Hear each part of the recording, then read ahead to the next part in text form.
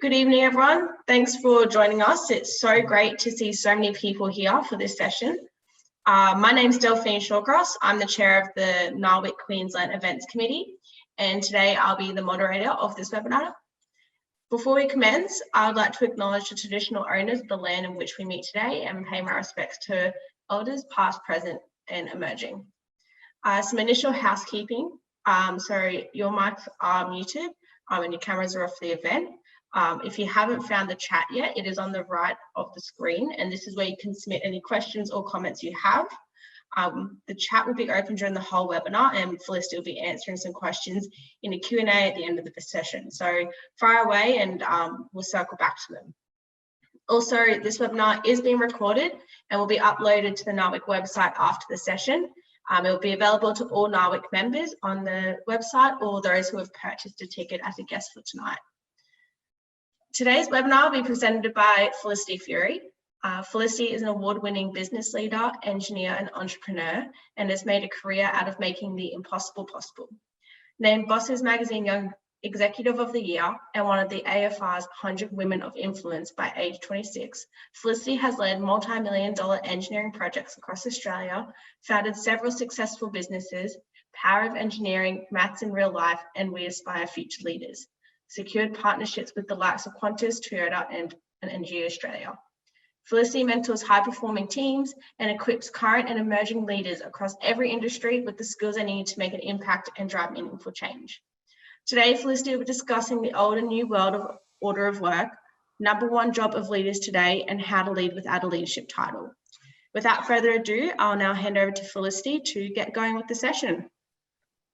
Awesome. Hello, everyone. Thank you so much for having me. It's a pleasure to be here tonight. Thanks, NAWIC, for putting this event on, and to the whole team in Queensland for organising this. It's great seeing where you're all dialing in from tonight. Great to see some initial comments and questions coming through. So we're going to cover a whole range of things tonight on leadership. I'm going to talk a little bit about what leadership is like today, the world of millennial leadership that we're in.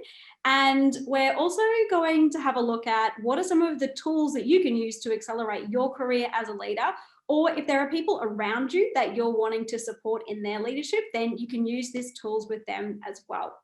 I'm going to be making it a bit interactive, so we'll be doing some commenting on the chat and things like that. If you've got any questions that's coming up throughout the whole session, feel free to pop that in the chat as well. And some of those things that you put in there already, we might not cover in a lot of detail, but we've got lots of time at the end for questions. So if there's something that you want to talk about in more depth, then we can do that at the end of the session tonight. So let's get into it. I'm going to share my screen because I've got some slides here. So just bear with me while I get that all set up. Okay, can everybody see that? Can I get a little yes in the chat if you can see my screen okay? Hopefully, no yeses in the chat.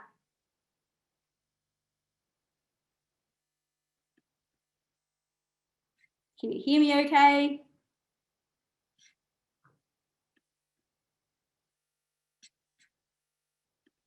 All right, I might just try it. Oh yes, we're getting yes. Oh, that's so, well, there you go. I don't know why that wasn't showing up on my chat, but it wasn't showing on my chat. Now I can see lots of yeses. Thank you very much for everyone saying yes. It's working, good. I'll reshare. Cool. Fantastic. All right, we are good to go. So thanks. So I wanted to talk a little bit about leadership in today's world. Right now, we are in the age of millennial leadership. We have 5 generations across the workforce, and the largest generation are millennials. By 2025, 75% of the workforce, so 3/4 of our workforce, are going to be millennials. So we have a huge portion of the millennial generation in the workforce today, and it's going to get bigger. There's some interesting stats around what a leader looks like today. If we have, oh, you can no longer see the presentation. Thanks, Kaz. Can you probably yes if you can see the presentation in the chat? Yep, okay, a few people. Sorry, Kaz, I'm not sure. Okay, cool, not sure what's going on there. Fantastic, thanks for everyone who's saying yes in the chat. So today, 40% of people have a boss that's younger than them. So I think today it's no longer the traditional career path of maybe being a technical specialist for decades and decades and then getting promoted to leadership. We absolutely need technical specialists, particularly in something like engineering or in construction, but leadership today doesn't have to look like someone who's got decades of experience, a PhD. I thought a leader was someone who had grey hair and wrinkles, and I thought I'd do it maybe one day, someday, when I had decades and decades of experience, but it's certainly not the case today. Careers have changed as well. I love this idea from Sheryl Sandberg around the jungle gym and the career ladder. We're going to talk about that in a moment. Now, one interesting concept is, how could you create leadership on the planet? What is something that you could do to influence change? I like this idea that 140 characters is more powerful than an army of 140 people. We've seen the power of social media and technology create real change in our world. Something like Elon Musk having a Twitter conversation with the founder of Atlassian then enabled solar power batteries to be installed in South Australia. It doesn't even need to be a Twitter conversation. It could just be a few characters in a hashtag. We've seen hashtag #MeToo make a massive difference for gender equality across the planet. So the power of our phone and something like social media can be incredible for starting a global movement and putting your leadership out there as well. So this idea of a jungle gym, not a ladder. The traditional career ladder was what I saw when I was at university studying to be a civil engineer. It was, you become a graduate, then an engineer, then you might become a senior engineer, and hopefully one day a team leader. Now, I know in a lot of organizations, this is still the case, where it has that linear progression. But there's so many opportunities with different roles and different areas that we can work in and transfer our skills that it's more like a jungle gym. And by taking the jungle gym approach, you can accelerate your career much faster and get a lot more experience while you're still starting out and get into those leadership roles quicker. So the ladder kind of looks like linear, one company. You might be staying in the one company for your whole career, very routine, and there was that very clear progression. It's often experience-based, like you've been in this role for a number of years, therefore you can progress to the next one. Or you have this technical knowledge and it's very, very specialized, therefore you can progress to the next level as a leader. But thankfully, things today are a little bit different. They're more like a jungle gym. It's non-linear. There's many different roles. It's non-routine, thank goodness. I'm glad I'm not doing my routine job of when I first started as a structural engineer doing retaining walls, because that would be really, really boring. We're doing much more interesting work. It's self-directed, which I think is exciting because you get to choose more where your leadership pathway could go or where your career might go. But I think that's also a challenge because we have so many opportunities. It's more up to us to figure out exactly where our career is going to go and what it's going to look like. It's more thinking based. It's rather than being based on knowledge. So thinking about how you can bring together people, how you can think through problems, rather than knowing a lot of detail about how to solve the problem. And you might have heard this concept of it being T-shaped. So you've got your specialty. I saw there's a construction lawyer on here. That might be your specialty. For me, it's civil engineering. And then across the top, you've got these general capabilities. So things like communication, leadership, those kind of general skills, they sit across the T. So you might even have a couple of specialties, a double T, or you might have that single specialty. So it's quite different from being a deep knowledge person that would have been in careers in the past. In this world, we're seeing this really interesting dynamic of grassroots leaders and then sponsors helping them create the change. And this is where I think we're seeing a lot more leaders who are younger and younger. So who knows who this lady is? I'm sure you've seen her picture before. Comment in the chat if you know who she is.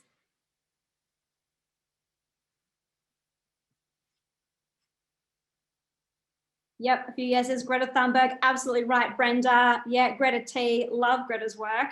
So, of course, when she was 16, she sat outside Parliament and demanded something change in regards to climate change.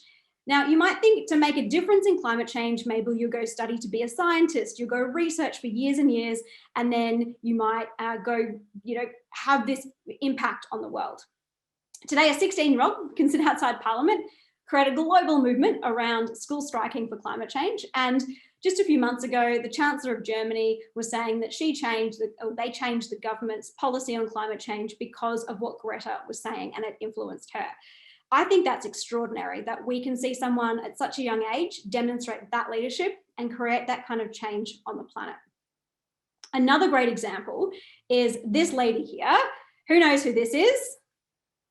She's one of my favorites. Amazing Netflix documentary. Absolutely. Brenda, you were nailing it tonight. AOC, absolutely. That's right. So Alexandria Ocasio-Cortez, a very incredible politician in America. And when she came into Parliament, she got rid of this guy, Joe Crowley. He'd been there for, I think, about 20 years in the seat. He didn't even live in the electorate that he was representing. And you could say he might look more like a traditional politician, where AOC, not your traditional politician coming in. So this amazing social media campaign and was elected. In 2019, she actually was the second most talked about politician after Donald Trump. I mean, Donald Trump, pretty hard to beat, I'm sure, being talked about a lot on Twitter, etc. So it's incredible to see her leadership and come through. And you might say that she's also not a traditional leader. And then, of course, this year we've seen the amazing work of Grace Tame and Brittany Higgins. Again, two examples of extraordinary leadership and courage, stepping out and sharing their stories. Again, these incredible women weren't in positions of power. They weren't elected politicians. They weren't CEOs. They didn't have PhDs on leadership. They were out there taking action as leaders and demonstrating that. And I feel like these 3 or 4 people really demonstrate the stories of leadership today about how we can all make this incredible change in the world of millennial leadership. And what we're seeing is this partnership of emerging leaders and a term that I love to call wisdom workers. So this comes from a guy called Chip Conley. He did a TED talk. When he went into Airbnb, he was a wisdom worker. He had all this knowledge on hotels, and he came in there to share that knowledge with Airbnb. The person he got paired up with was a 20-something woman who was a tech guru, and he had no idea about the tech. Together, they worked really closely to solve problems, and they actually needed each other. And I think this is true for leadership today. If you're in an emerging leader that's just getting started, if you are someone like Greta or Grace Tame and you want to make this big difference, partnering with the older generations really, really works. And this has definitely helped me along the way. The advantage of this is, as an emerging leader, you might have things like lots of extra time, energy, and you might want to be going to make this change in the world. Wisdom worker might not have the time that they have, but they might have an incredible network of people that they can connect you with. So together, you actually need each other to be leaders and go create this change. For me, the person who has been my mentor is this guy here, Peter Bailey. He was the CEO of AUDIT for a number of years, and I'll share a little bit about my story in a moment, but essentially I'm really passionate about getting girls into engineering. And he reached out to me through LinkedIn, of all places, and said, hi, I'd like to meet you. And I was shocked. AUDIT was, dream company. I've always wanted to work for them. And he was contacting me about women in engineering. I just thought this was incredible. I thought, how could, I meet him? How could we work together? How could I help him? And it was a similar situation there. He actually has 2 young daughters, and he wanted to make a difference in schools by getting the word out there about getting more women into engineering. And it was interesting because I thought, well, surely he could go do that. And he said, I want the girls to listen to somebody. I feel like if I go speak to them, they're not going to listen to me because I'm some old guy. We need to have young role models in front of school students. Now, definitely we can have all kinds of people be role models for women. I'm not saying that he couldn't. He absolutely could be really inspiring. But it was a really great partnership where he opened up networks and opened up doors to people in senior roles that I would have never had access to before if we didn't have this relationship. I was starting out in my career, so I had lots of time and energy and passion to go get more women into engineering. And I think leveraging these kinds of contacts and this kind of network is a real turbocharge for people who are starting out on their leadership journey today. Now, the other piece around millennial leadership is it's personal. So you might have heard millennials be talked about as the me generation, but I think it's a bit more than that. We want this personal approach of how does this work for me? How does this fit into my world? And personalization, I think, can sound like a really tricky thing, but I think it's actually easier than we think. It's not as hard as it sounds.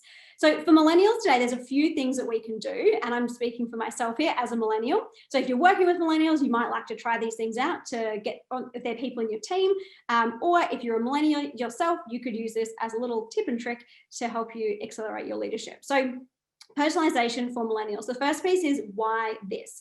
Understanding how your role fits into the bigger picture. So I might be doing something really boring like a spreadsheet, or I do love spreadsheets, so I probably wouldn't find that very boring. I'm an engineer. There might be a really small menial task, and if I can understand how that fits into the big picture of a project, then I'm more motivated to do that. And the research shows that this really makes a difference for millennials. If we can see that bigger picture, we're more likely to be motivated to get things done.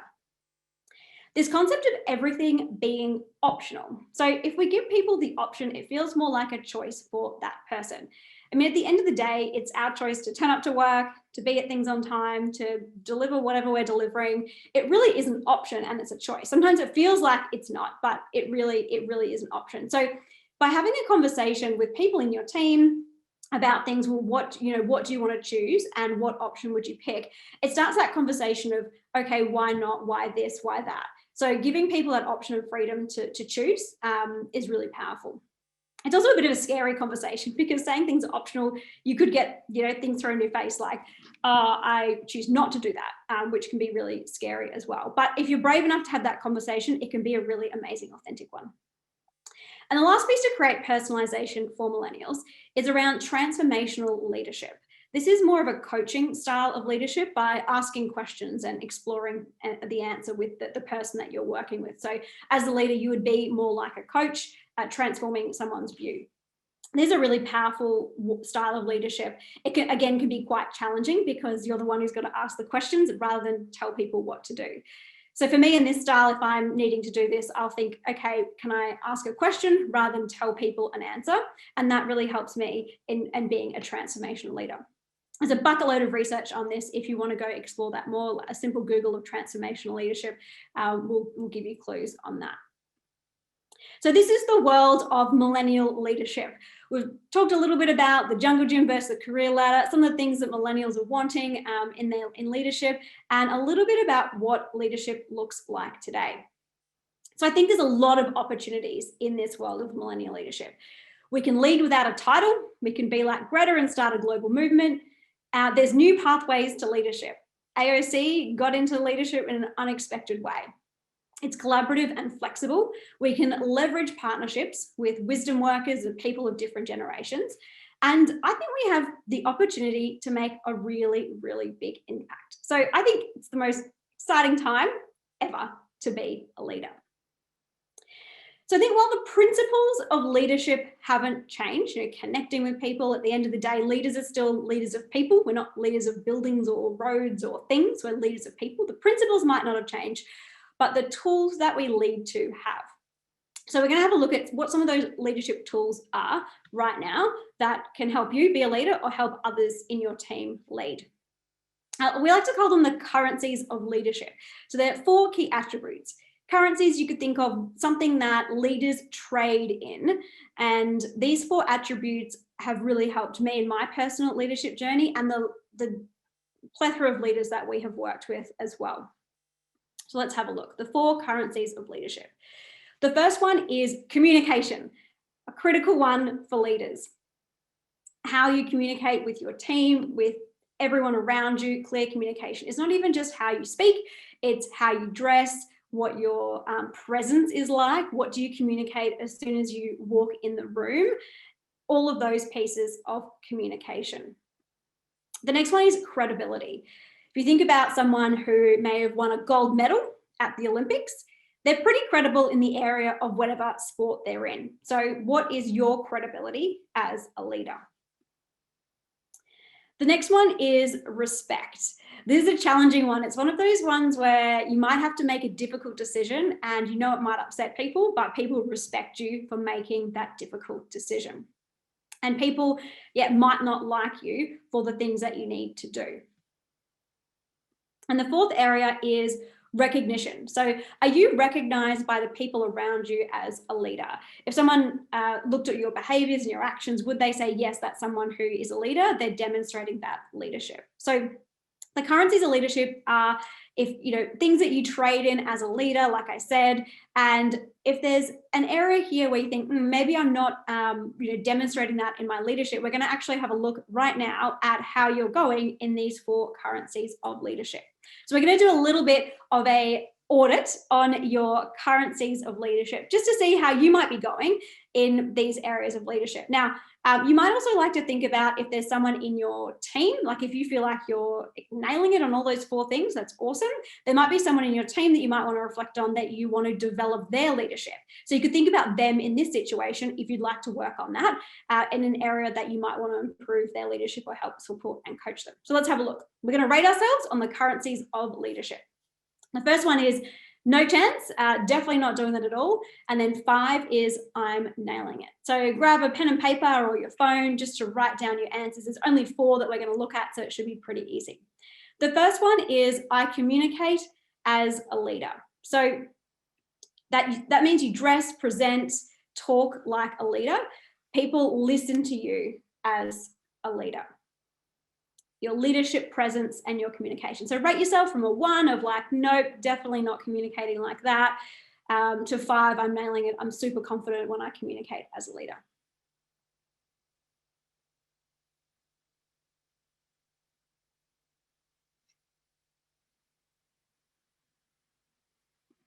Cool. So the next one is your credibility as a leader. So this could be that you have a track record of leadership. You might have worked on some projects at your workplace. It could be as a volunteer. Maybe you're really involved in NAWIC or another volunteer organization. You get results. So people relate to you and your actions as those of a leader. So rate yourself on that one from a 1 to a 5.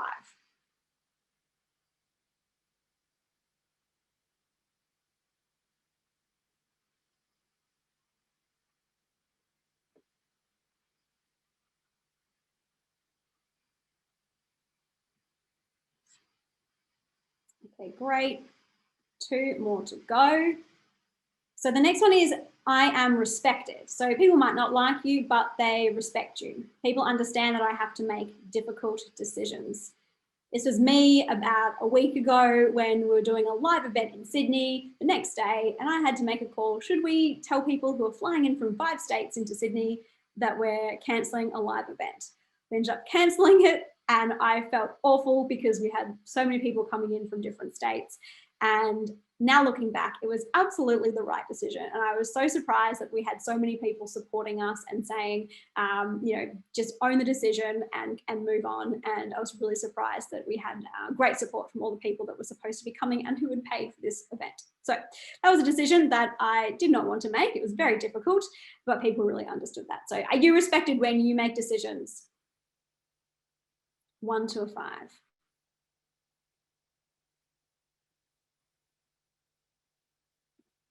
And then the last one, I am recognized as a leader. So people know me as a leader. You might have mentors or people in your community that would say, yes, Brenda, Claire, you are leaders. Courtney, absolutely, you're a leader. And they recognize that leadership. So give yourself from a 1 to a 5.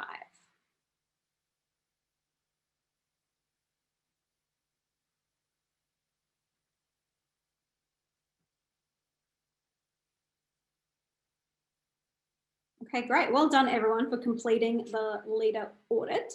I'd love to know a little bit about how you went. So how did you go? What was your score out of 20? If you're comfortable sharing, I'd love to hear it on the chat just to see where everybody's at. So add up your numbers, all your 5s or 4s or whatever you've got, and pop it in the chat. And if you're not comfortable, that's totally fine. I'd love to know what area you might want to work on the most. Awesome, Lydia. Thank you. I see that. Swatal, great. Thank you. Excellent. A whole range of scores. Thanks for your honesty, Trish. Room for improvement. Love it. Thanks, Kat. Thanks, Sonia. Thanks, Meg. Giselle, awesome. Kate, fantastic. Cool, Cassandra wants to work on recognition. And Marta would like to improve the last point, fantastic. Michelle says communication. Thanks, Alice. Cool, thank you, Anna and Anna. Recognition and credibility for Anna. So I thought we could do that exercise just to check in of where you're at, where the gaps are, and where you might like to improve for your leadership as well. You might also notice there's some things that you're really great at, which I think is awesome. And definitely keep going on the things that you are good at and own them as your strengths. So hopefully that helped you see some gaps and opportunities in your leadership.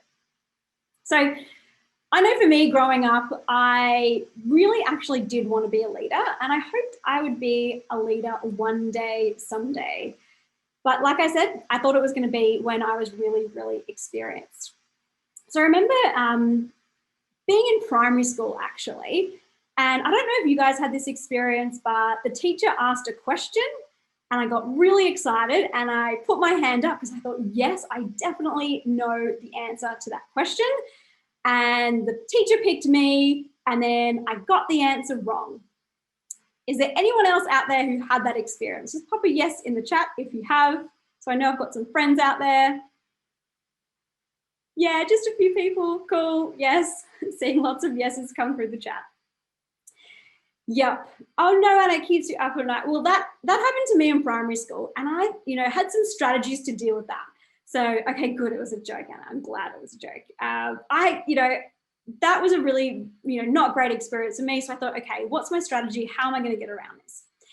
So I thought, okay, well, I can know everything. I can know all the answers. I can do lots and lots of research. And hopefully if the teacher picks me, I won't put my hand up. So that was one strategy. Another strategy was I'm only going to put my hand up if I'm like 100% sure of the answer. So I'll just kind of take a seat back. And if I don't put my hand up and all, maybe that's a better outcome. Or you might have been like my husband, who's pretty funny. He's like, I'm going to go class clown. So he took on the funny persona so that if he didn't get it quite right, he could make a really good joke about it. So the thing is, this decision didn't stay with me in primary school about my strategies to cope with looking bad in front of people and putting my hand up and getting things wrong. It followed me to high school and then also to university when I was doing my engineering studies and into the workplace. So I'm sure a lot of you on the call would have had this experience too. You're the only woman in the room in a meeting. That happened to me a lot throughout my career. Has anyone else had that experience? Pop in the chat if you have. Maybe you had it today. Yes, Cassandra saying a big yes. Always. Sonia. Yeah, it happens to me a lot. And it actually kind of reminded me of back when I was at primary school, sticking up my hand and getting the answer wrong. And Giselle says most days, absolutely. So this happened a lot throughout my career. And I didn't want to put my hand up in meetings because I felt like I could be like back at school again. If I said something wrong or said something stupid, most people knew my name because I'm the only woman in the room, or I'd really stand out and I'd look really bad. I'd look really, really stupid. And then I'd be like, oh, there's that silly woman who doesn't know what she's talking about. And that would be really bad for my career. So this really got in the way of my leadership, and it was really, really holding me back.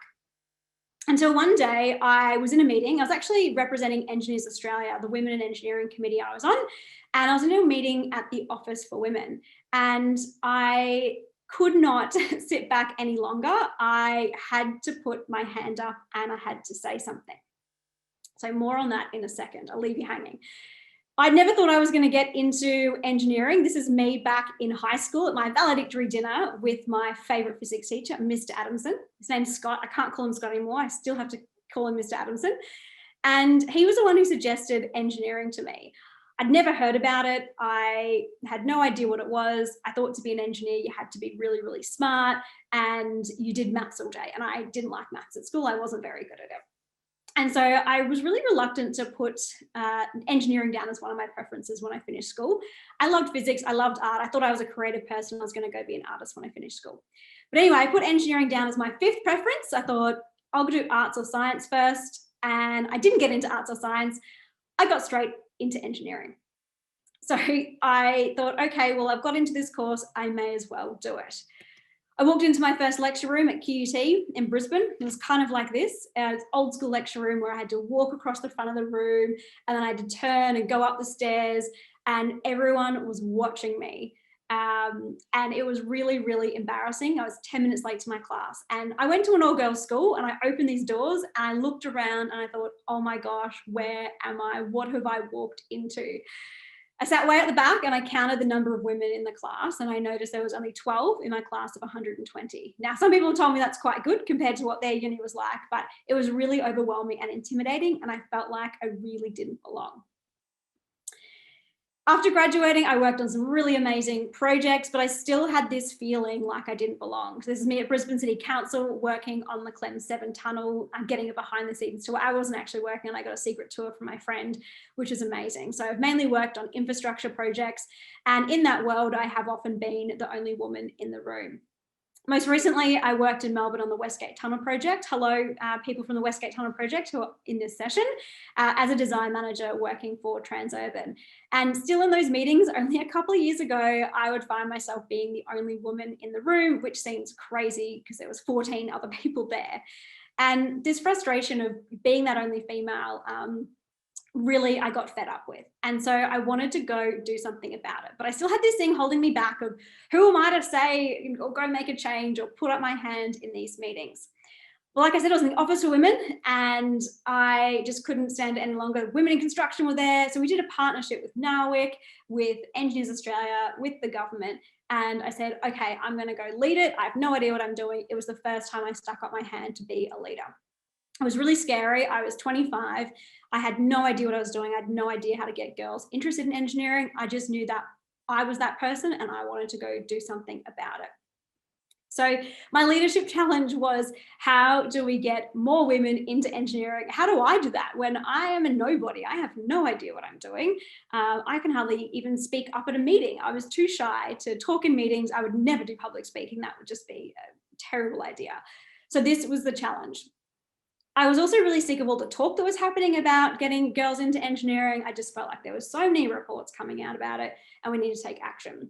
So I got really, really frustrated and I wanted to make this into an opportunity. So the first experiment that I ran was we put on a one-day event with the support of NAWIC, which was great. And we had over 130 girls at QUT learning about engineering. The event was such a success, we ran out of toilet paper in the toilets in the building because they'd never had that many girls in the engineering building, which I think is awesome. We had hands-on workshops and we heard from amazing speakers and the students did site tours at the end of the day. This event went amazingly. We had over half the students change their mind from a no to a yes about engineering careers. And then we've run this event all over Australia now. We've had over 12,500 students participate in these days across 6 states and run over 140 events. We've had half the events in regional areas as well as in the cities. And it's been amazing to see the change that we can create in just one day. So right now we get over 3/4 of students changing their mind from a no to a yes about considering an engineering career. So I got excited about this leadership opportunity. Maybe I thought I could go lead some things, seeing as I'd started this organisation. And we raised over $1 million from corporate Australia, which is pretty cool. So I took on another experiment. I started a maths textbook with my business partner and one of my fellow engineering friends. I went from a maths hater into a maths lover through this project and got to learn about leadership in a whole different way, because this one was really, really hard and it was a really, really challenging project.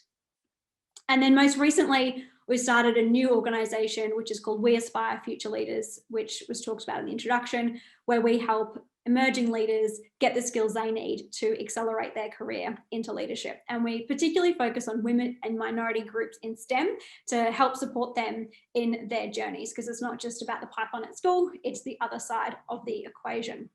And I say experiment here for a very deliberate reason. I think often we can have these environments in our workplaces, particularly like construction and engineering, where failure is not an option. And absolutely that makes sense for what we're doing in our jobs, because it is serious and significant.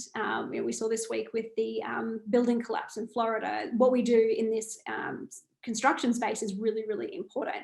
But these projects help me experiment and try things and take risks beyond what I would do in my day job.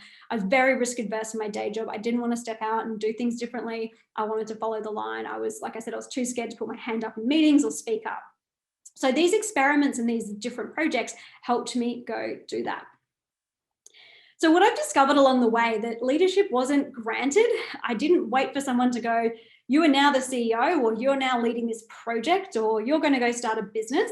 It was something that I discovered. It was through my behaviors and actions, and the actions that I took along the way that enabled my leadership, which was a real surprise to me. Seems really obvious looking back. It's so much easier when you look back rather than looking forward. Leadership was also the really hard stuff. It's great to talk about, some of the awards I've got, which is amazing recognition, and about some of the successes of how many students we've inspired. But it was also a really thankless job. A lot of the time I had to deal with all the challenges that came up. Things like partners not being happy with how we delivered events, or even volunteers quitting. 3 years into starting Power of Engineering, first organisation, all of our volunteers quit, except for me and my co-founder. And we had to make the call, do we actually keep going or do we quit? This is really, really hard. And for us, we thought, well, this issue is so important to us to get more women into engineering and into STEM.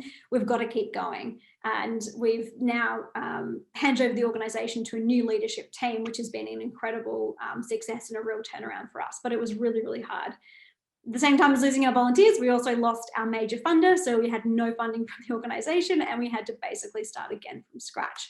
So being a leader, I learned, is also dealing with all the really, really hard stuff. So how can we lead in this world of millennials? How could you either accelerate your leadership journey or support people in your team to accelerate their leadership journey? Well, the number one job for leaders right now in the fourth industrial revolution, according to the World Economic Forum, is all about empowering people. Transformational leadership that I talked about earlier, that's really key in this. So we're going to have a look at what are some strategies that you can empower yourself and that you can empower the people around you on their leadership journey. And as we're going through this, I want you to ask the question of how will you lead? There's a lot of different tips here, and you could just take on one, or you could take on many as we go through this section to look at what are you going to apply for yourself as a leader or for those around you.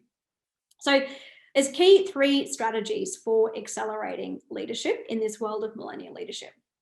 And the first one is starting with leading yourself first. I'm really surprised the number of CEOs that we've spoken with around leadership at how they talk about this for themselves, about for them getting really, really self-aware and really clear on their goals. And this could be something simple like exercising a couple of times a week. That for them is leadership. And I definitely would agree with that. That really resonates for me. When I think about leading yourself first, it's like setting the foundations of a building. Normally, I give this presentation to people who are not engineers or working in construction, so I'm sure a lot of you will appreciate the analogy here. If you've worked on a building site, you'll know that digging in the ground and doing the foundations is the hardest part. Once you've gotten to ground and then you build on top, you can build a floor a week, and it can be a really quick, not really quick, but it can be a quicker process than when you're digging in the ground. I think leading yourself is very similar. We need to spend a lot of time digging the foundations and getting those right before we can actually go out into the world above ground and go build our beautiful buildings and go be amazing leaders. So the leading you stuff is really important into setting those foundations for yourself. So when it comes to leading yourself, there are 3 views. The first one is the inward view. So the inward view is your strengths, your weaknesses, and your genius zone and your zone of excellence. Strengths and weaknesses, I think, is a pretty obvious one. There's some great tools out there to find that, whether it's disc profiles or there's one called Wealth Dynamics. One that I really like is called Fingerprint for Success. And what's great about Fingerprint for Success is that it looks at your strengths, and they call them blind spots rather than weaknesses. So you might find a strength that you have is also a blind spot. So for example, for me, I'm a massive people pleaser. I got bullied at school. I just wanted everyone to like me. That can be a real strength when I'm developing relationships. But it can also be a blind spot because I just want to be nice to everyone and I want people to like me. When you think about that respect as a leader and making difficult decisions, that doesn't often help. So I'm definitely of the view that we can keep going on our strengths and understand blind spots rather than trying to improve all of our weaknesses and focusing on improving those things that we're not strong at. Genius zone and excellence zone. So genius zone is what gets you in flow. What do you love doing? What excites you? What lights you up?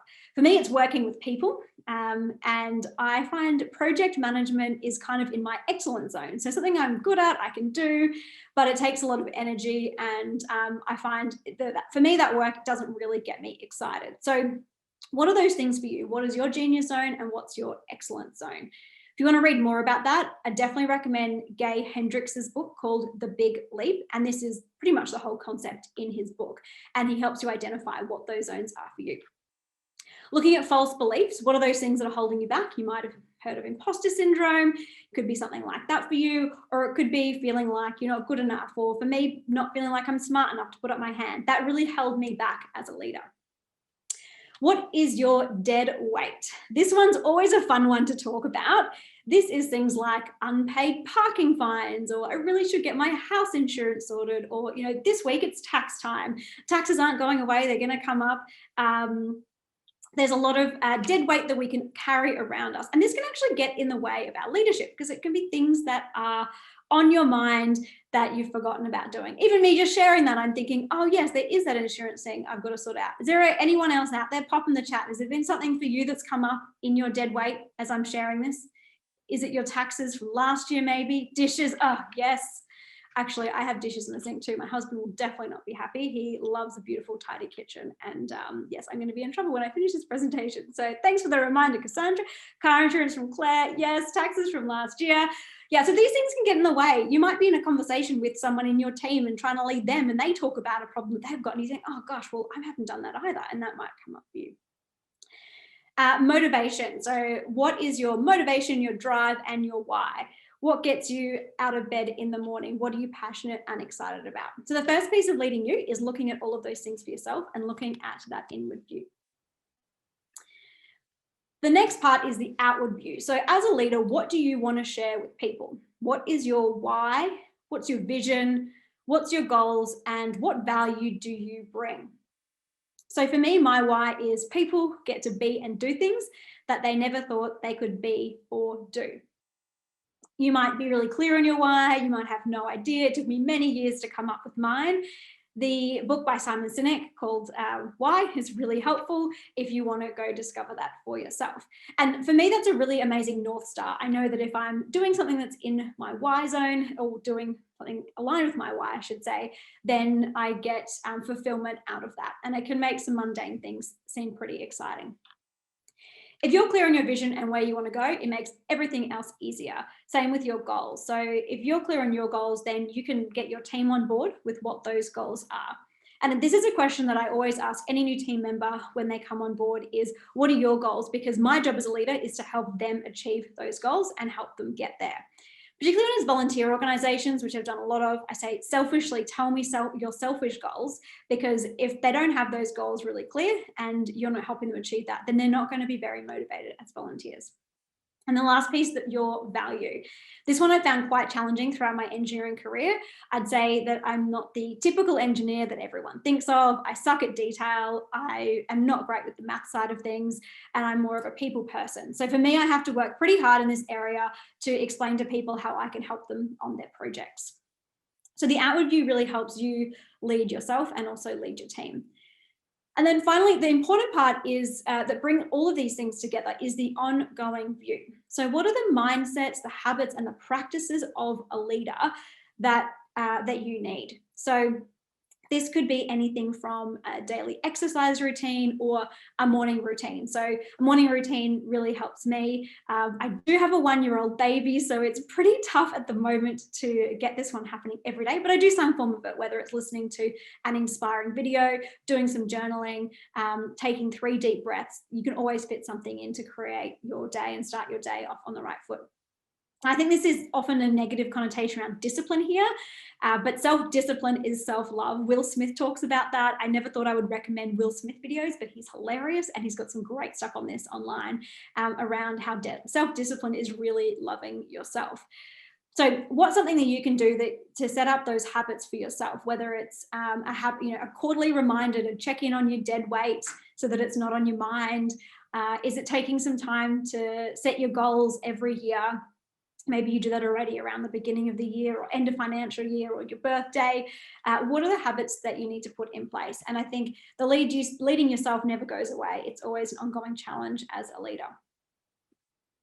So the second strategy is stepping out to step up. So anyone I think who doesn't have experience as a leader and they do want to go get this experience, this is a really great strategy for you. It's all about manufacturing leadership opportunities. So this is what happened when I started the not-for-profit. So I was doing the not-for-profit and my business and all the other things while I was working full-time as an engineer, starting off at ACOM and then at Arup and other roles along the way. So I created this special project that was outside of work. And the really great thing about this was I didn't go study leadership, which is really helpful, reading books and everything like that, or going and doing some further education.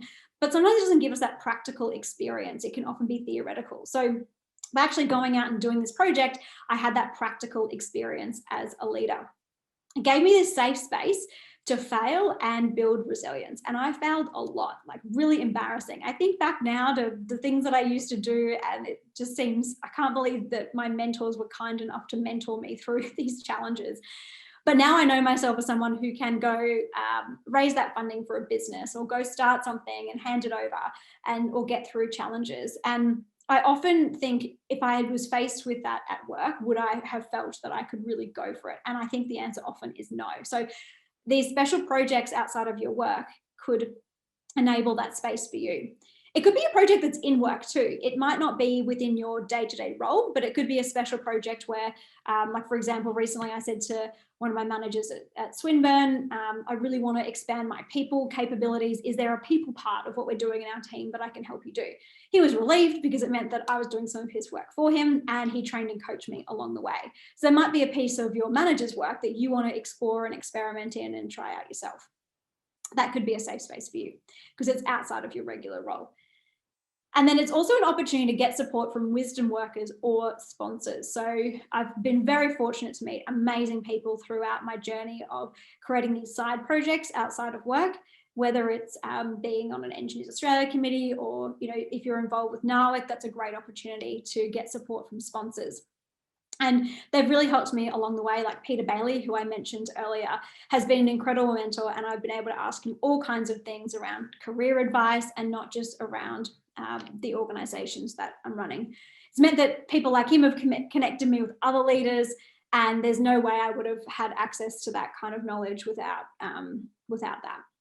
Even just last week, I was speaking with the president of Bosch, and he learned about me through my work to get girls into engineering and invited me to speak on a panel. And then we've maintained a relationship since then, which has been amazing for me to call him up and pick his brains about leadership. And he was actually someone who helped come up with this third strategy here, which is around getting visible. I said to him, if there was one thing you could tell people that they or share with leaders around accelerating their career, what would it be? And he's talked about getting visible, which is great because this is something that we've talked about a lot in our leadership programs, and it's the third strategy. So there's lots of different ways that we can increase our visibility. It's kind of like if a tree falls in the forest and no one hears it, did it really fall? So visibility is very, very powerful, particularly if you're an emerging leader and you're wanting to get your message out there. Here are the 6 key tips for visibility. The first one is knowing your audience. And the president of Bosch, Gavin, talked about this. He said, it's important to know who you're speaking with, whether it's the CEO of the company or in the leadership team, or it's one of your colleagues. Being really clear around how you're communicating to them is really critical. And you might have different ways of communicating depending on who the audience is. 2, be clear on your brand and know your pitch. So this is really understanding yourself as a leader, your strengths, your goals, but also what is your unique style. So often for me, it's being authentic or being passionate is part of my brand. And so people are going to know that when they interact with me. And then knowing your pitch as well. So who are you as a leader? What's the value that you've got? Now, this kind of work, it's one of those not urgent, but important tasks. And we often don't spend time working on this. And it's a really powerful tool to actually do the thinking of it, because you never know when you're going to need it. A couple of years ago, I got a phone call out of the blue. This guy was calling from Toyota, the trust arm of Toyota, and he was looking for a program called Into Science. And I said, that's not the program that I run, but I do run a program that's quite similar to get girls into engineering. Could I share with you about it? And he said, oh, okay, sure. So I did. And then we got invited to present at for their charity and the trust, and put forward a pitch around the organisation, and our project ended up getting funded. So you never know when you're going to get a random phone call or be put on the spot and know your pitch. And so if you can pitch yourself as a leader and who you are and your value, it's really, really powerful. Speaking up at every opportunity and sharing your ideas regularly, online and offline. So Gavin was telling me this week he often speaks to his university students at Bosch, and he says, next week we're going to talk about, it could be hydrogen fuel cells. And he said next week he'll come and speak with them, and there might be 1 or 2 people who remember what he shared, that he was going to talk about that, and maybe 1 person who's gone and actually researched it so that they can have engaging questions with him. This is such a small example, but I really loved what he shared, because it's often that it might take 5-10 minutes to go research hydrogen fuel cells, but in terms of representing themselves in a leadership space, then they're going to be, recognized for actually taking the time to go do that. So there's lots of little opportunities throughout our day where we can speak up, put our hand up in a meeting, even though it's scary, to share our ideas. It could be something simple like setting yourself a challenge, like I'm going to post once a week on LinkedIn to increase that visibility. Because if you're increasing your visibility, you're shifting from a push, like getting messages out there, to people knowing who you are and getting a pull. So those leadership opportunities will come to you, and people will want to put you forward for them. Create your own leadership case study. Again, like your pitch, then you're really clear on the leadership value that you can bring. Get out there around media, awards, blogs. Can people Google you and find you? Are you on any podcasts, or is there any traditional media that can help get you out there? Again, I've been blown away by how this has helped pull people in, pull different mentors in to help accelerate things as a leader. It could be something simple like asking if you can write a guest blog at your company and putting something online for them. And then you never know what leader is actually going to pick up those stories or where that opportunity might lead. And then get the sponsors to work for you. So is there someone that can go into the room and advocate for you as your sponsor and increase your visibility that way? So we've covered a lot of different things tonight, particularly in this last section. So the final question that I have for you is, what action will you take away from tonight to lead? Is it going to be for yourself? Is it going to be for someone in your team? Just pop on the chat one action that you're going to take away from tonight. I would love to know. And I think we're then going to, and if you do want to know more information around anything I've covered tonight, feel free to add me on LinkedIn, connect there. You can head to weaspire.education and learn more there around the different leadership training that we offer. We also have a competition coming up. So in Brisbane, we're hopefully hosting, we're going to see, pending COVID, we're going to have to talk about this tomorrow. Depending on COVID, on the 20th of August, we have a leadership experience day happening in Brisbane, and you can win a ticket to it. So you can jump on our website and enter that competition there, which is just weaspire.education/win. So that's if you want to know more. So I'd love to know in the chat, what action are you going to take away from tonight around anything we've covered? We've got Marta, thank you. Create your own leadership case study. Cool, that's awesome. Cassandra's going to understand self-brand. Amazing. Get visible. Love it, Carla.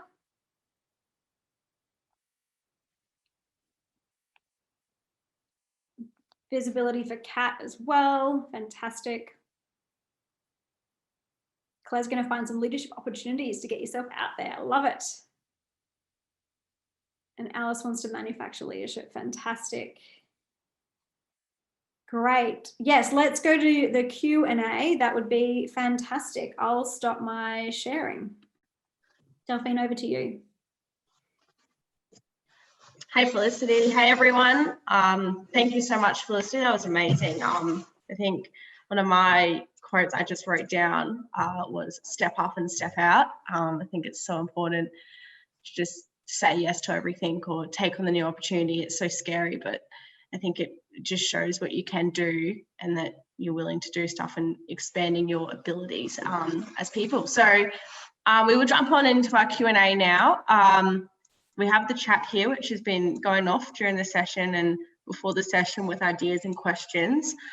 There is also a little Q&A section. I don't know if you guys have found it yet.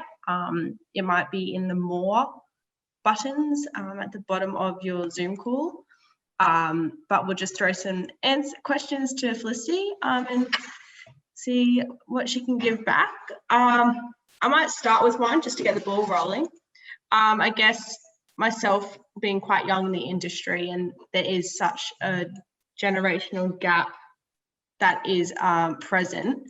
How do you be visible without being, I guess, annoying or being that young person that's just stop being stupid, stop putting yourself out there, just let it happen, just let the industry roll as the industry? How do you be visible with that generational gap existing? That is a fantastic question. And this is something that I've found really challenging because, so currently I'm 34 and I often feel like, particularly early in my career, that I looked a lot younger than I was, and I would be the project manager. And I remember one day I went out to site and there was someone walking on my site and I was like, dude, what are you doing? It is a construction site, get out.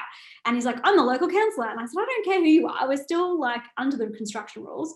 And I said, I'm Felicity, I'm the project manager. And he said, I spoke to you on the phone. You look way younger in person. And I thought, oh gosh. And I just feel like my credibility used to get shot down a lot when people would say things like that. So it was a challenge for me, feeling like this young person, what would I know? And I think there's a couple of things there. One is that I've been really impressed when you do actually sit down with amazing leaders and they are so generous with their time, and they have a lot to offer, and they actually get a lot out of having the conversation with you.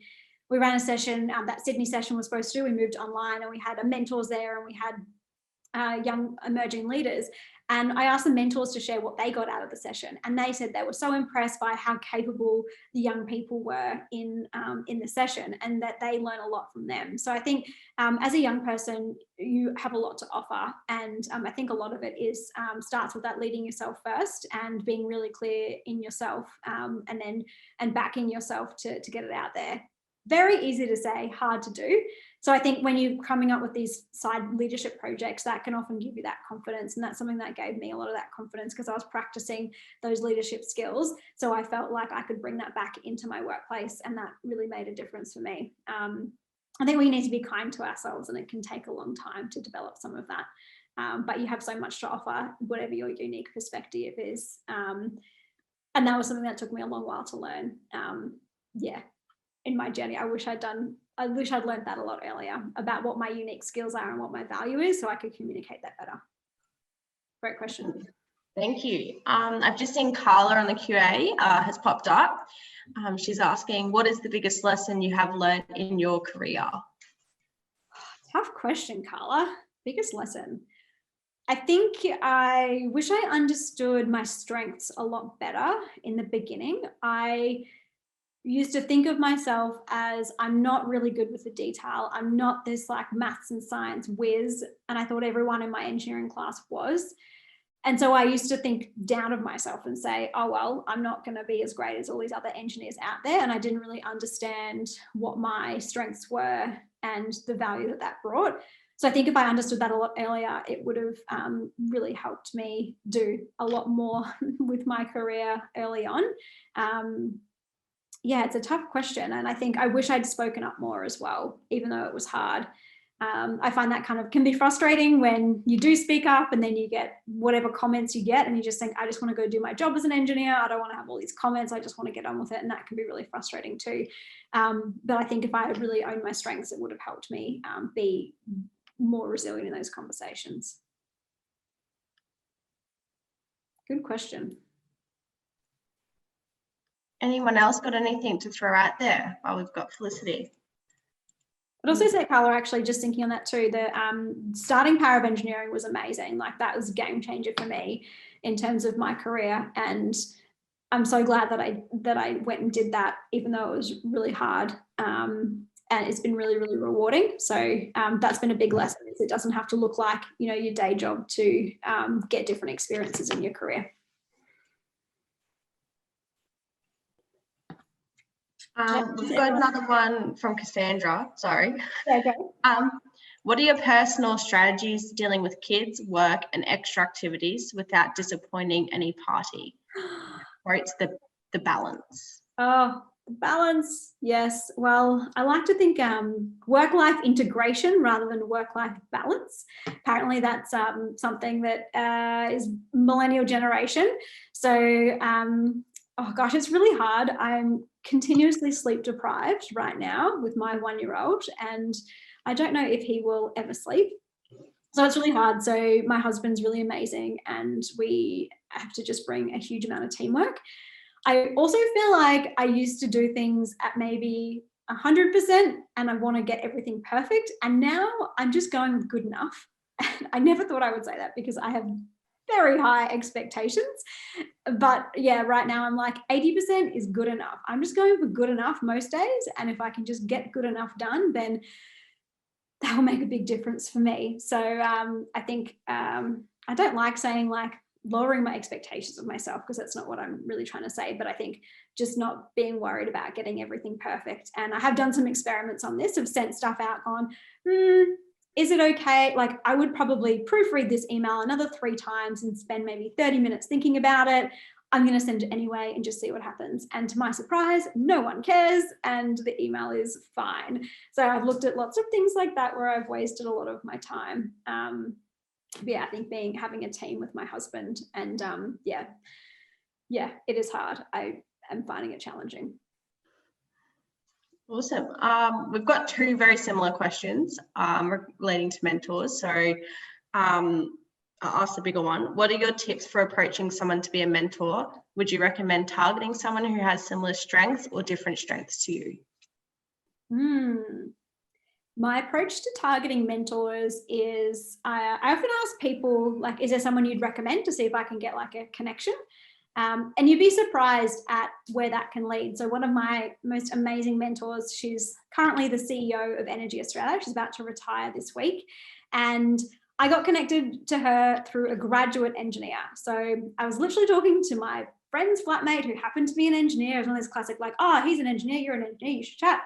And I was sharing about power of engineering. We'd only run one event. And he said, I think our executive director would be really interested in this. And I thought, she's not going to care about me and this little thing I've done. Who am I? I'm a nobody. And he said, I'll send her an email. So I sent her this massive email. And she said, sure, I'll meet with you. I had no idea who she was. I Googled her before the meeting and I found out she was also on the Reserve Bank of Australia. So I'm now freaking out thinking, oh my gosh, how am I going to talk to this amazing person? And she was incredibly lovely, and she gave us an hour of her time. Me and my co-founder were there, and she's been a mentor ever since. So I think what really, you just never know who that contact is. So I think the first things are, get clear about what you want. Is it you want career advice, or you have a passion project, or something that you want to change in the industry, or something you want to do? And be really clear about that, and then go find people that could help you achieve that goal. I think when you're approaching mentors saying, you know, I want advice on this specific thing, or here's what I want specific help with, then it's easier for them to say yes. So you want to make it a really, easy yes for them. And I make it so simple, like, here is 3 times I'm available in the next however many weeks. So they don't have to, if you go, oh, when are you free? Then they've got to look in their diary and come back to you. And I know that sounds like a silly thing, but I go, here are 3 times. So they go, yes, I can do it. Or they go, no, I'll pick another one, and they'll offer one. So I think, just make it easy to say yes. When it comes to the question around similarities or strengths, I would say it's good to have both to get different perspectives. So I think it really has helped me, or even just someone who appreciates my perspective. So Peter Bailey has said things often, that was a former CEO of Arup. I don't know what it's been like for you being a female in engineering, because it's been really easy for me, because opportunities have just come to me.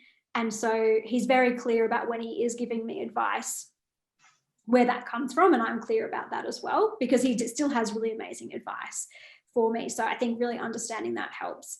And then, yeah, it's good to have people who've been where you've been, because early on in our second business, which is an edtech company, I asked a lot of people who were CEOs or executives at big corporates, what do you think I should do in this situation? And they'd not run an edtech startup, so their advice actually wasn't that helpful. So I think it's, I'd say it's more around having people who've been where you've been, or yeah, in that place, is really helpful to get their advice. So combination would be my answer. Awesome. We've got a few more questions here. So one lady's asking, what is your experience and advice on how to improve empathy as a leader, especially in diverse groups? Empathy as a leader. There's a lot. I love Brene Brown. Every time I think of empathy, I think of her video, which I've played a lot for people in training sessions, which is, she says, I have no idea what that's like, but I'm so glad you told me.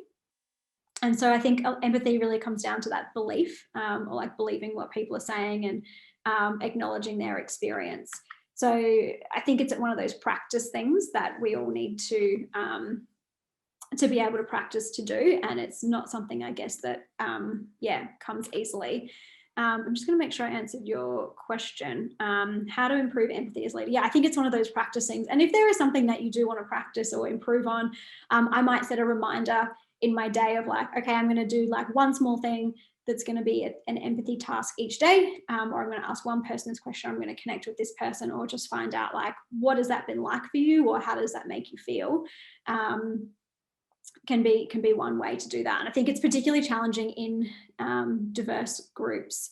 I would never pretend to understand anyone's experience. I would always ask them. I feel like I want to give more to your question, Michelle. And so, yeah, I think it's a challenging one, particularly in diverse groups when you're trying to understand those different things. But maybe it's just, I would not pretend that I understood those experiences.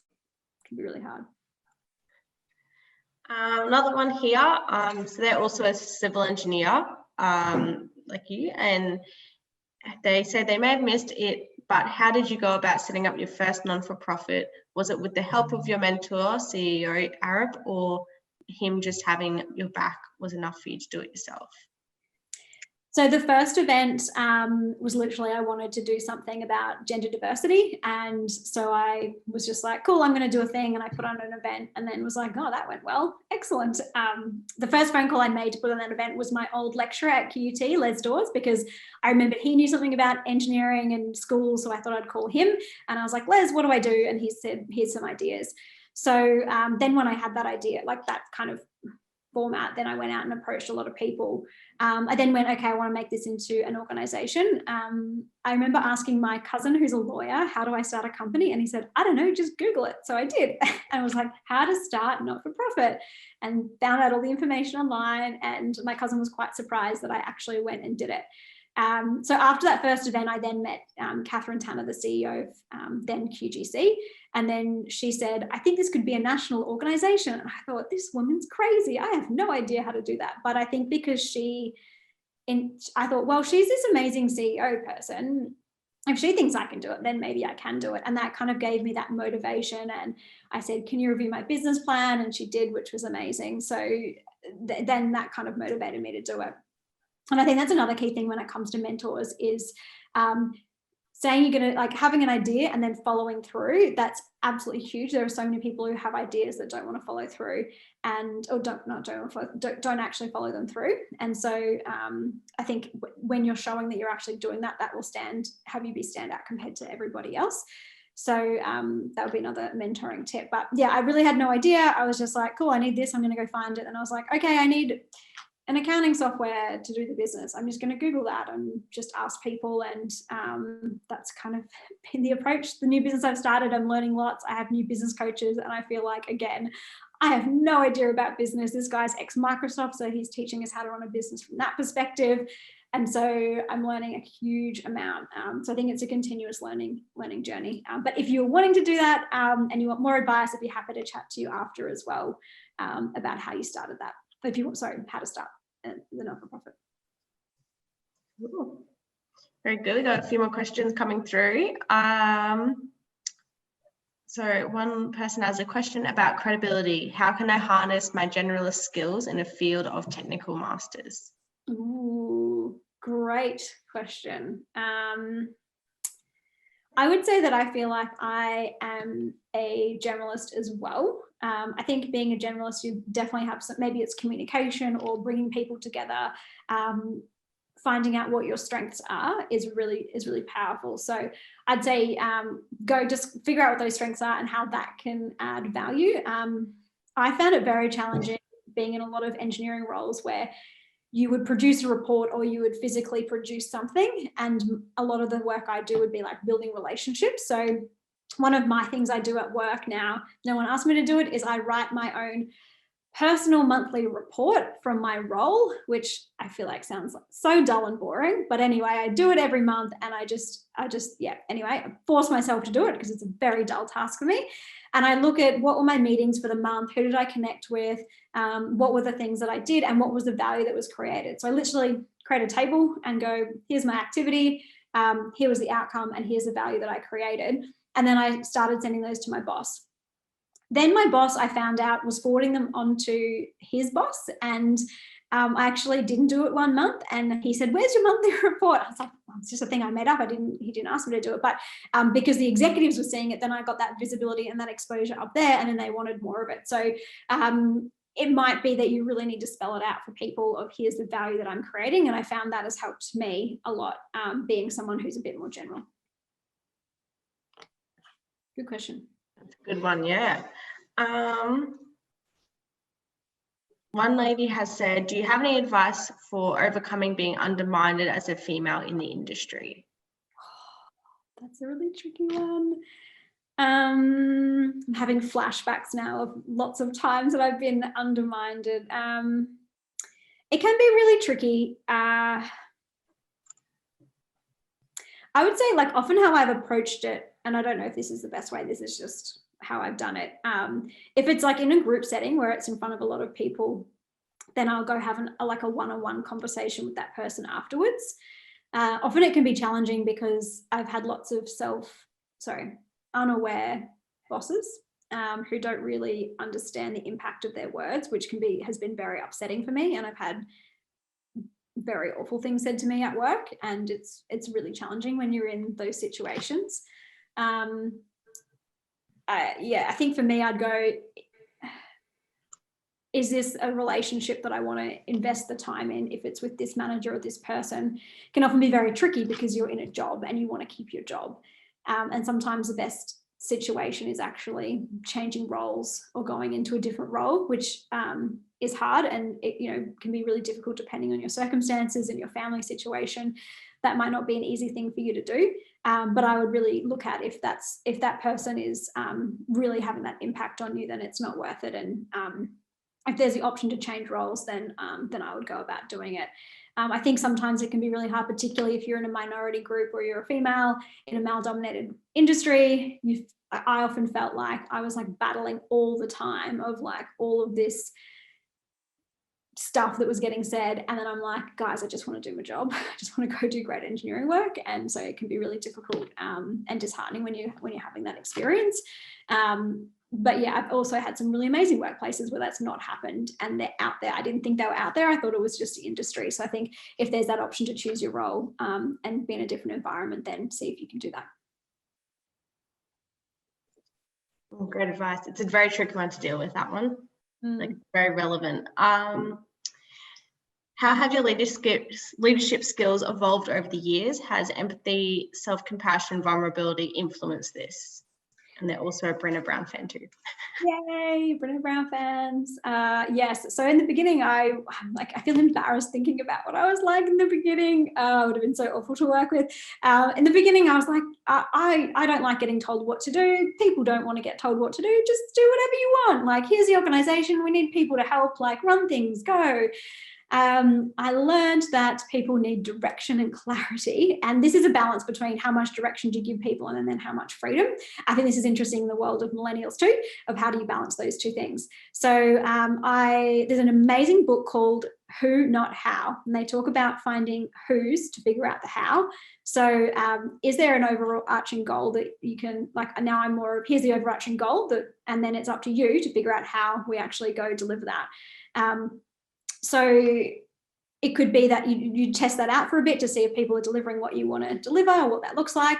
But yeah, in the beginning, I was definitely more just like, go be free and figure it out, which didn't actually help people. And so, yeah, I've learned having a vision and getting people on board with an idea and then giving them some boundaries along the way really helps. But I think also that self-reflection and vulnerability is really, really critical, and being okay with not getting everything right and saying sorry if you've screwed something up and apologizing or doing whatever you need to do to make something make good, I suppose you could say, I think is really important, and I think really powerful for a leader. And my husband's really great at this, and he shows me a lot actually of how I would actually say I'm not very good with my emotions. I can be like a really hard, stern, tough person.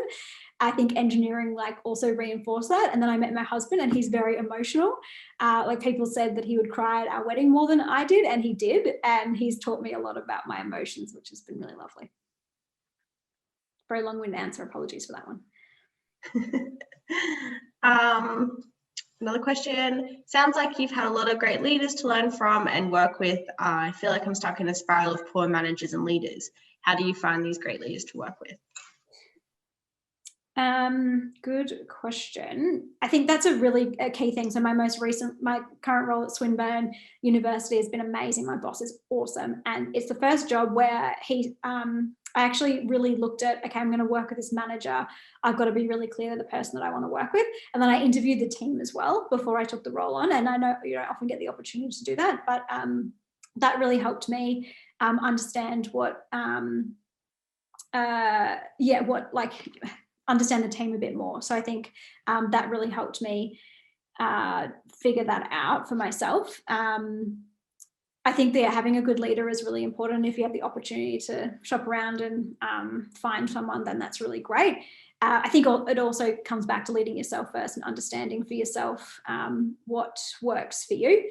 And then when you know what works for you, then you can communicate that as well. So my boss is awesome at not like giving me heaps of freedom and not telling me what to do and being like, here's the thing, go figure it out. And that really, really works for me. So I know that I want to look for that in the boss. So I think it's as much as it is figuring out what you need and what you want, and then finding those leaders.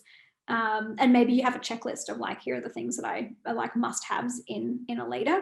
And I think really being unstoppable, like keep going until you find it, because it is definitely out there. But yeah, it might be hard to see it. And tricky in like the traditional interview set that you have. There could be other ways that you could find that. Yeah. How did you help hone your skill sets or focus? I tend to be more of a responder rather than a straight out typical leader. Well, can you repeat the question? How did I hone my... Oh, sorry. How did you help hone your skill sets or focus? I tend to be more of a responder rather than a straight out typical leader. Yeah, there's a good book called, I'm saying lots of books tonight, but Personality Plus. Actually, I've got it up here. This one by Florence Littier. This book here. I don't know if that's like coming up reversed on your screen, but it is. I know it's right. Yeah, Personality Plus, a really good one. It talks about there's 4 different personality types in here, which she talks about. And I don't really like being like, put yourself in a box, but there's some good stuff in there. And I can always learn something when I'm learning about different personalities. And that really helped understand how I operate as a leader and the different kind of styles that you could have as a leader. So I think that, yeah, can help for you to discover that for yourself. And I just want to make sure I'm answering the question. Yeah, I think it's just like a lot of practice, and having structures in place. So having, whether it's like a monthly catch up with one of my mentors, having advisory committee meetings for our not-for-profit, having my morning routine, like a lot of that, the habits that I was talking about earlier, that makes a really big difference. And it gives me a place to think from. So if I'm stressed during my day of like, oh my God, I've got all this stuff going on, I just go, okay, pause. What are my goals? Is this really important? And it can often take a while to get through that backlog of like admin stuff or dead weight or whatever you're dealing with to then be on the proactive side. The other book, 7 Habits of Highly Effective People, talks about how do you go into that from everything's urgent and important to then looking at the other part of that's important but not urgent. And so there's some good strategies in there to help you do that too. Thanks for the great questions, everyone. They're excellent. Yeah, well, I've got lots. We'll go through 1 or 2 more. So I'll just find a couple. Answer them quickly so I can get through all. How can I get over the negative press of changing jobs / roles? Negative press of changing jobs? Oh, that's a good one. I don't know. I'm not, can you give more information about that? Maybe in the chat. Negative press around change. I think you can always make something a positive. I guess, is it negative? I'm just wondering why it's negative. Well, while she answers, we'll just quickly go to another one. Sounds good. When we refer to millennials and the age gap, the major change I've seen is a lack of attention or commitment to their tasks and not leaving personal phone calls, texts off during work hours. How do you address this issue if you have experienced the same? Yeah, I can definitely relate to that because I feel like sometimes I can be one of those people responding to things. And I guess it fits into that like work-life integration where before it was like you do your work stuff and then you do your personal stuff, but it's really blended. And I think COVID's been really interesting for that, obviously working from home. I was in Melbourne lockdown last year, so we had lots of working from home. And I think that really, particularly in Victoria, changed a lot of things down there. But I think it would be like, for me personally, I would think it would be an issue if it's really impacting their work, or if it's, being distracting. So I would have a conversation with the person and be really open about it of, does it work for you to do that? Are they getting everything that they need done, and being really upfront.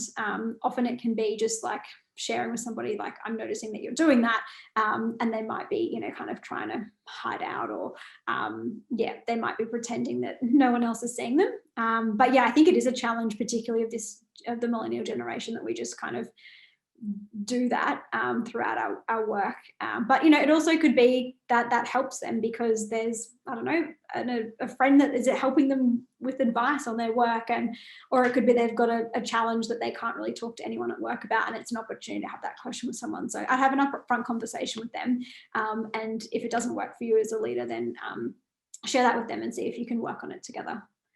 Again, easy to say, hard to do that one. Ooh, it's 7:15. Oh my gosh. One more, or we can do one more. I'm fine. One more. I want to answer all the questions though, so I feel bad. But you pick, Delphine, and then if I didn't answer your question, then feel free to send me a message on LinkedIn, and I would love to answer your question there. Here's the last one. Do you have any advice on how to overcome our own limiting beliefs? Another great question. I do a lot of work on my mindset, and it's really tricky. There's a good book, Mel Robbins talks about the 5-second rule, where you just go 5, 4, 3, 2, 1, do it. And apparently the countdown does something with our brains, and it helps us like spur into action, like a rocket ship counting down. So I often use that to kind of trick my brain into getting over my self-limiting beliefs, because I have a lot of them. Like, I'm not good enough, I can't do it, I'm not smart enough, it's too hard, I'm too young. And so they definitely don't go away for me. I think one thing that actually does help me often is actually on my goal. I have my goals of what I want to do, but I also have what I've accomplished, because I think it's often hard for us to remember the things that we have done really well and the goals that I've had in the past that I've actually achieved. And so by having those there and looking at them regularly or in moments of self-doubt, that has me go like, I can do stuff, like, yeah, I've got this, and that helps. Or calling a friend to remind me is also very helpful, but it's important and it comes up a lot, and I definitely have lots of self-limiting beliefs. All right, guys. Well, that's all the time we have time for tonight. Thanks to Felicity for an insightful presentation. If you are keen to find out more or ask her questions, like she said, don't hesitate to contact her via her LinkedIn, or you posted a couple other contact details before. We will be sending out a little survey after just to get some feedback on the webinar, and Felicity requested, so we'll try and stick details in there as well, just to remind you all. Thanks for spending a Monday night with us. As I mentioned earlier, this will be uploaded to the NAWIC website for members or ticket purchasers. We have another webinar with MILLENNIAL Qld on the 12th of July on resume writing and getting back into the workforce. But for now, that's it. So thank you again, everyone, and have a good night. Thanks, everyone. Great questions. Thank you.